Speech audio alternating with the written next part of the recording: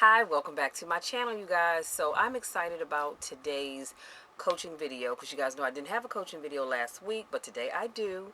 And today I'm going to be talking about living beyond your brokenness. And I talked about this a little bit in a car vlog that I did. I believe it was last week. I'll make sure I link it in this video somewhere around here. But I talked about it just a little bit last week, and I said I wanted to go to unpack that just a little bit more because brokenness, it's a big deal. And some people have a really hard time living beyond that brokenness. So Bess Myerson once wrote that to fall in love is awfully simple, but to fall out of love is simply awful. So mending a broken heart is never easy, and to stop loving isn't an option. You can say that let me not say that, but typically to stop loving someone is not an option. Let me say this, not right away. Over time, that can happen. So the question most people want to know is, how do we get beyond the pain? Everybody wants to know that. I've been down that road and I've asked that question myself. So here are 10 steps that experts say are useful when trying to move on past the hurt. Number 1, go through the hurt and stop avoiding it. The worst feeling in the world is dealing with hurt, but you have to do it. Did y'all hear what I said? You have to do it. You cannot run from it. You have to do it. It is a part of life, and we all will experience it at some point. You may be saying, not me. No, honey, let me tell you something. We all will experience it. And if you've never experienced it, I take my hat off to you. But I just say hold on and be prepared, because eventually it will come. And I'm not saying that because I'm trying to wish anything bad on anybody. I'm just keeping it real with you. It will happen. So here's a simple fact. You have to grieve in order to move on. Okay, you have to grieve. You can't get around that. You have to grieve in order to move on. So avoiding the hurt only means that you will deal with the issue or the issues later on down the road. Dealing with the root of the issues makes you a better and much stronger person.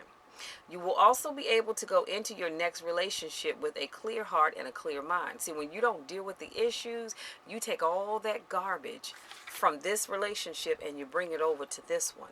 And when that relationship doesn't work out, you take all that garbage and you bring it over here to this relationship. If that doesn't work out, you drag it back here to this relationship. You see how it's just a never-ending, rotating story because you've yet to deal with your issues. So we got to deal with it. Number 2, enjoy your independence as you heal. Find things to keep you busy. And by being busy, I don't mean finding another man or another woman to take the place of the last person you were with. Let me say that for the people in the back of the room. When I say find things to keep you busy, I'm not talking about finding another man or another woman, because usually that's what we like to do, right? Because you figure, well, if I find somebody else, I'm going to take my mind off this person. You're not really. It may take your mind off of it temporarily, but a song is going to be played somewhere. You're going to go somewhere, and a memory will crop up, and you'll start to shut down. You know why? Because you haven't dealt with that other thing. I'm just saying.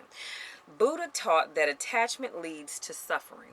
So the most direct path to happiness and peace is detachment. In his book, Eastern Wisdom for Western Minds, Victor M. Pearson tells a wonderful story about an old gardener who sought advice from a monk. And this is what he writes. It says, "Great monk, let me ask you, how can I attain liberation?" The great monk replied, "Who tied you up?" The older gentleman answered, "Nobody tied me up." The great monk said, "Then why do you seek liberation?" I'm going to let that sink. I'm going to put this in the description box. But I'm going to let that sink in for a few minutes, okay? Number 3, make a list of all your strengths. Say to yourself, say, I am strong and independent. I am healthy and in my right mind. I have family and friends that love me and care about me. I have my own business. I have been employed. Now, these are just things I'm saying about myself. I have been employed by the federal government for the last 30 years. It'll be 31 this October 3rd. So, see, you've got to list your strengths.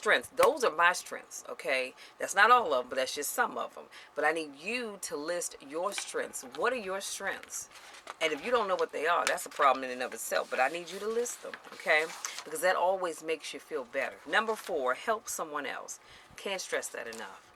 Turning your attention to helping someone else allows you to stop thinking about yourself. You ever notice how when you're down in the dumps and you help somebody else, your own issues don't even cross your mind? You know why? Because you're too busy helping somebody else. So we all need to do more of that. Number 5, have moments of laughter and moments of crying. Laughter heals on many levels, and believe it or not, so does crying. There are many psychological reasons that contribute to the healing power of tears. Some of them have been documented by biochemist William Frey, who has spent 15 years as head of research team studying tears. Among their findings is that emotional tears, as compared to the tears of irritation, like when you cut an onion, contain toxic biochemical byproducts, so that weeping removes these toxic substances and relieves emotional stress. So it's all right to laugh and it's all right to cry. Number 6, make a list. Make a list of the things that make you happy, the things that make you sad, and the things that make you angry. Okay? You may even want to make a list of things that make you think of your ex so that you can avoid them. At least you can, until you can do without thinking about him or her. So you need to list those things that are triggers for you, that make you think about that person. It could be eating french fries from McDonald's. I don't know. Whatever that thing is, make a list of it and then stay away from those things as you go through this grieving period. Number 7, work out through your pain. Y'all knows how I always talk about working out. Work out through your pain. Work out your grief. Go for a run. Lift some weights. Take a water aerobics class. Take a spinning class. Take a kickboxing class. And in the kickboxing class, you can visualize this person that hurt you. So every time you have to throw a punch, every time you have to kick, visualize yourself punching and kicking that individual. I promise you to make you feel so much better. Been down that road, so I know what I'm talking about, okay? Go for a walk, ride your bike, just get moving. Get up and get moved, because as long as you sit in your house on the couch sulking, all you're doing is making yourself feel worse and you're driving yourself crazy. Get out, get some exercise in. Number 1, you work on your weight if you need to. We all can work on our weight just a little bit, and it'll make you feel better. Because I don't know about you guys, but when I'm in the gym and I'm lifting weights, I don't have time to think about anything or anybody. I need to focus on that weight because I don't want to hurt myself. So get out there and get physically active. And plus, your body will thank you for it later. Number 8, create your new inner circle. You may need to get a new set of friends, especially if the two of you had mutual friends. See, that's the problem right there. When y'all have mutual friends, sometimes you need to get all new friends. And I'm not saying that you shouldn't dislike them. When you see them, hey, how you doing, Bob? What's up? Hey, Susie, what's going on? What's up, Carol? Ain't seen you in a while. It's all right to do that, but they just should not be in your inner circle. And especially because if they're still hanging out with your ex, and they're hanging out with you, just not together, that can be a problem. Because, see, they might tend to go back and say, well, I saw Shell. She's doing good. Oh, honey, she got a new man now. He didn't want to hear that. That's not going to make him feel good. And vice versa. You don't want to hear that he's moved on with somebody else either. So just get you a whole new set of friends, honey. You won't have to worry about that. Your old friends may want to keep you posted. I just said that, on what he or she is doing and who they're with and etc. And you don't need that. You do not need that. Number 1, that should not be your care, concern, or your business. Whatever they do from this point on is up to them. Number 9, find hope. There's a powerful quote that says, there is one emotion that is stronger than fear, and that is forgiveness. That's powerful. Forgiveness requires hope, believing that a better place exists, that the emptiness you are going through won't be with you forever, that one day you'll be excited about all of the things and places you once loved, once loved to do, and places you love to see. Hope is believing that your sadness will one day be a thing of the past, and you'll be able to move on with your life. Having said all of that, in order to forgive and to move past fear, you need to find hope. Okay? And number 10, last but not least, remember to love again. I can't stress this enough. Do you know how many people I've met that's gone through some stuff and they go, oh, I'm never going to love again. I'm just turning my heart off. I'm not, You've got to love again. You can't let that bad relationship keep you from loving again, because guess what? To do that means that you're now, y'all know I like to do my little example. When you close your heart off, it's like this. So someone good comes along, they can't penetrate this. There's no way in. So you've got to open your heart up. Let that new love come in, because everybody's not going to be like your ex. Now, sometimes you do end up meeting somebody that's just like your ex, but you got to pray on it. That depends on where you're finding folk. I mean, that's a whole nother video, but you just have to pray on and ask God to send you someone who is not your ex, okay? So number 10, I said, remember to love again. Once your heart is bruised, you have two options. Okay, notice I said two options. Number one, you can close off your heart and not let anybody inside, or you can choose to love again. And that the choice is yours. The choice is mine. The choice is ours. I don't know about you, but even if my heart was broken right now, once I got past it, I choose to love again. I don't want to live in a world where I'm afraid to love because I might get hurt. That's always an option. It can happen. But, we don't want to live in fear, right? So the more you have loved and have allowed yourself, so Henri Nouwen wrote this: the more you have loved and have allowed yourself to suffer because of your love, the more you will be able to let your heart grow wider and deeper.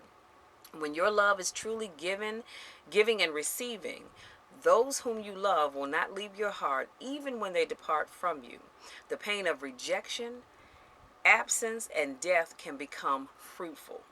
Yes, as you love deeply, the ground of your heart will be broken more and more, but you will rejoice in the abundance of the fruit that it will bear. That's deep. I'll make sure I leave that in the description box as well. So let me do a quick recap, and I promise I'll let you be. So today I gave you 10 ways to live beyond your brokenness. Number 1, I said go through the hurt and stop avoiding it. Stop running. Stop running from that pain. Turn around and face it. Because running from it, it's not going to make it any better. Number 2, enjoy your independence as you heal. And again, that doesn't mean going out to find another man or another woman. I said enjoy your independence as you heal. Get involved in a civic group or community group or something, but just enjoy yourself. Go on a vacation or something. Number 3, make a list of all your strengths. I shared mine with you, but I want you to think of your own strengths. Make a list of those things and keep them someplace where you can always look at them. Number 4, help someone else, because helping other people takes your mind off whatever it is that you're going through. Number 5, have moments of laughter and moments of crying. Though they're both going to be appropriate. There are going to be times when you're going to laugh, but there's going to be times when you're going to cry. But I want to say this: the next time you have a cry over that man or that woman or that job or whatever it is, I want you to tell yourself this. I want you to say to yourself, this is the last time that I'm going to cry over that person or that thing. I'm serious. That's the last time that you're going to cry over that, because we're going to let that go. We're going to move forward. We're not going to keep living in the past, okay? Number 6, make a list. Make a list of the things that make you happy, the things that make you sad, the things that make you angry. And you might want to make a list of the things that you and your ex used to do together. That way you can avoid those things as you go through this process of getting over them. Number 7, work out through your pain. Just because you're hurting doesn't mean you can't get in the gym or hit the track, ride your bike, whatever it is you like to do for your physical activity. Just get up and get moving. Number 8, create your new inner circle. Especially if you all have mutual friends, I really think you need to get a whole new set of people. And yes, it's kind of hard to cut those people back because you develop a bond with them. But sometimes you have to do that because you don't want them running back telling you what he's doing, or he doesn't want those same friends running back telling what you're doing, because you're trying to move past that. So just get you a whole new circle. Number 9, find hope. There's hope in everything, and in order to have hope, you've got to have forgiveness. So you find forgiveness, you'll find hope. And number 10, remember to love again. Don't close your heart off just because that man or that woman hurt you. I'm sorry that happened, but I want you to keep your heart open and available to other people that will come along. That's all I have, you guys. Thank you so much for giving me just a little bit of your time. Thank you so much to my newest subscribers. If you happen to come across this channel by accident, sweetie, there are no accidents. It was meant for you to be here. Go ahead and hit that subscribe button, tap that bell so you don't miss anything. Thank you so much to those of you that continue to support me in all that I do. Like I said, I love you guys to the moon and back, and I couldn't do it without you. Until next time, continue to work through your bitterness, because there is great in you. There's great in me. There is great in us. Until next time, take care.